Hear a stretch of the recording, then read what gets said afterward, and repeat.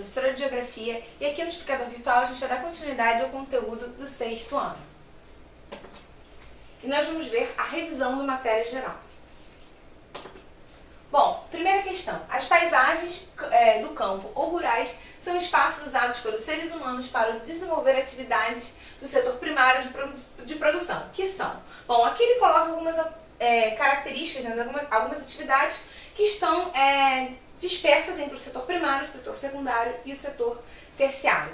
Para ficar mais claro, a gente vai definir o que é o setor primário, o que é o setor secundário e o que é o setor terciário da produção. A gente entende como setor primário aquele setor que é responsável pelas atividades que são diretamente ligadas à extração de matéria-prima, ou extração ou cultivo. Esses produtos, né, os produtos do setor primário, geralmente são pouco beneficiados e têm um valor menor individualmente, né, em pequenas quantidades. Então, por exemplo, se a gente está olhando uma produção de soja, ela é uma produção ligada ao setor primário, ou seja, eu estou cultivando um grão, eu estou produzindo diretamente a matéria-prima, né? Estou lidando diretamente com a natureza. É um processo mais primário, realmente. É o primeiro processo que eu tenho. Se eu estiver falando, por exemplo, sobre madeira, a extração da madeira, ela é uma atividade do setor primário. Claro que o produto individual ele vai ter um valor menor, porque ele não passou por um beneficiamento, ele não passou por um processo de trabalho, ele não foi modificado. Então, se a gente vai pegando, por exemplo, a história, né, todo o processo da madeira para a produção de cadeira. A extração da madeira é o setor primário. A produção, o cultivo de soja é o setor primário. O cultivo a produção na pecuária, né, o cultivo de animais, né, a criação de animais. Isso são atividades do setor primário. Agora, o setor secundário é aquele que vai pegar a matéria-prima e ele vai trabalhar naquela matéria-prima. Então, a indústria é responsável por isso. Se a gente estivesse pensando na madeira, quando a madeira que é extraída das florestas ela é transformada numa cadeira, por exemplo, ela passa por um processo de transformação industrial que a gente vai chamar de setor secundário. É uma segunda etapa no trabalho daquele objeto, daquele produto. Então, esses produtos vão receber um valor maior porque tem trabalho embutido. Quanto maior for a qualificação desse trabalho, né, quanto mais tecnologia e conhecimento estiver envolvido nesse processo, o valor final também é muito maior, né? Você tem muito mais valor agregado, ou seja, aquele objeto começa a valer muito mais por causa disso.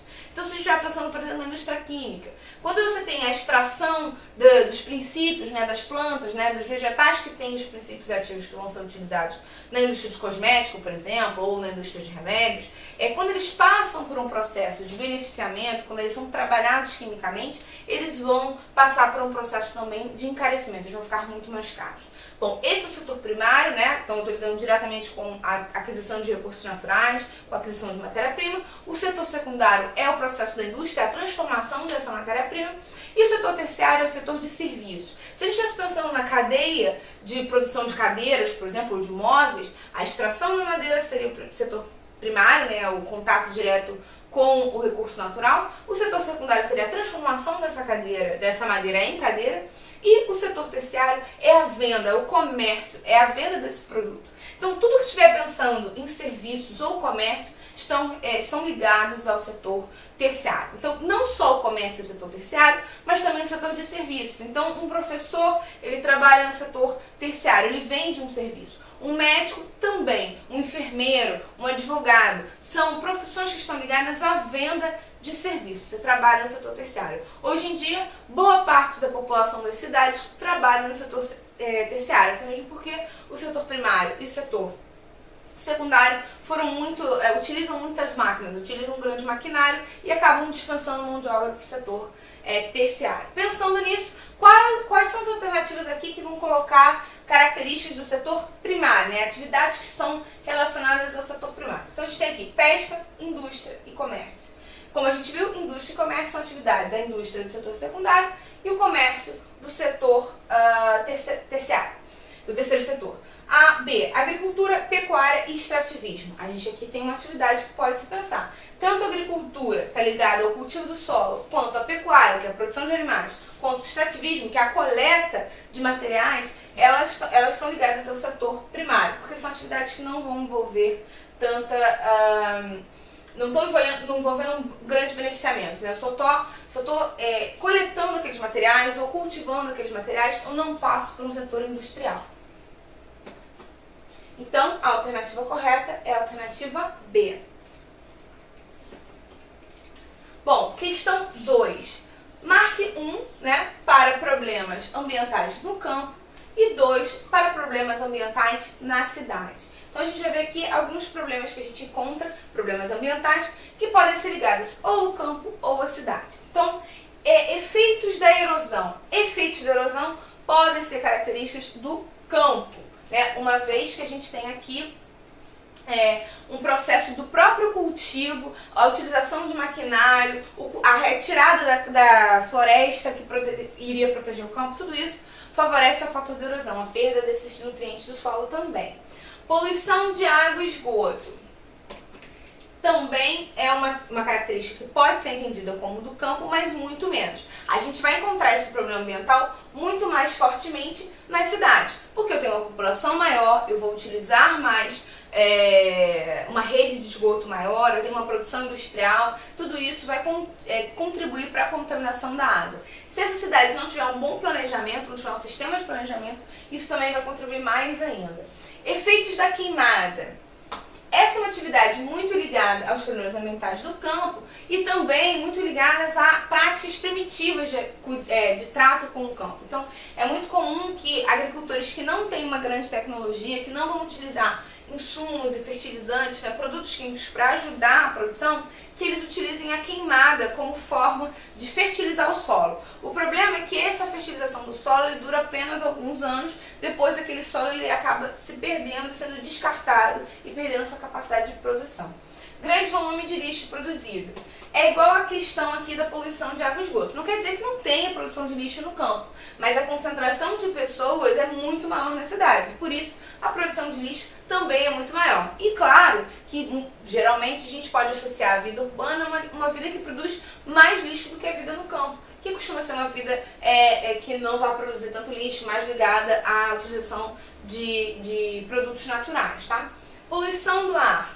A gente está muito mais associado à questão urbana, também porque tem mais carros, mais ônibus, né, uma produção industrial maior, então contribui para a poluição do ar. Claro que a gente pode associar também a produção do campo, mas não está associado não há produção tão grande como a gente vê no campo.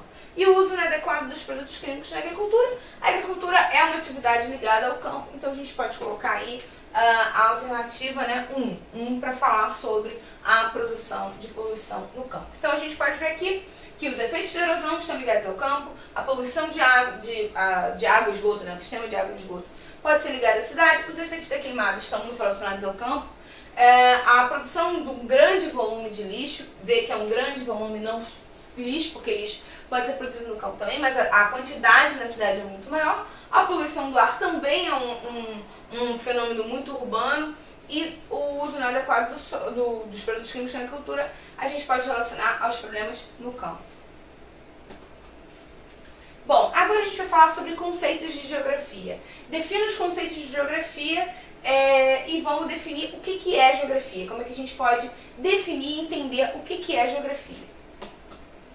Bom, a geografia ela pode ser considerada uma ciência que vai estudar o conjunto de fenômenos naturais e humanos. O que isso quer dizer? A geografia ela não vai se prender simplesmente no que vai acontecer nas cidades, ou o que vai acontecer no campo, ou o que o homem produz, ou o que a natureza produz. Se a geografia somente estudasse o que os fenômenos naturais produzem, a gente poderia ser entendido como meteorologistas que estudam apenas os fenômenos climáticos, poderíamos ser entendidos como geólogos que estudam apenas os fenômenos geológicos da Terra, do interior da Terra. A gente poderia ser entendido como sociólogos se a gente só estudasse as sociedades, ou historiadores se a gente estudasse o decorrer do tempo histórico e a produção de fenômenos humanos por causa disso, mas a geografia ela não vai estudar especificamente nenhum desses pontos. Na verdade, ela vai olhar para essas outras ciências, para essas outras disciplinas, para essas outras áreas de conhecimento e vai determinar o estudo da relação entre o homem e o meio. Então a gente vai estudar o palco, o espaço geográfico. A geografia é a ciência que estuda o conjunto de fenômenos naturais E humanos, os quais são aspectos da superfície da Terra, então a gente está olhando o espaço da Terra, considerada na sua distribuição em relações recíprocas, ou seja, como a sociedade vai se relacionar com o meio, como o meio vai influenciar a sociedade também. A geografia estuda a superfície terrestre. Ela vai estudar a superfície terrestre e todas as interações. Tanto as interações que vão acontecer na atmosfera, que vão influenciar a superfície terrestre, quanto as interações que vão acontecer no interior da Terra e que possam influenciar a superfície terrestre. Então, essa é uma definição do conceito de geografia e ajuda a gente a entender mais o objetivo da nossa disciplina. Espero que tenha ficado clara essa definição melhor. A gente vai ver algumas outras questões mais pra frente para poder ficar com o conteúdo do sexto ano bem marcadinho. Eu espero que tenha ficado tudo claro. Tchau!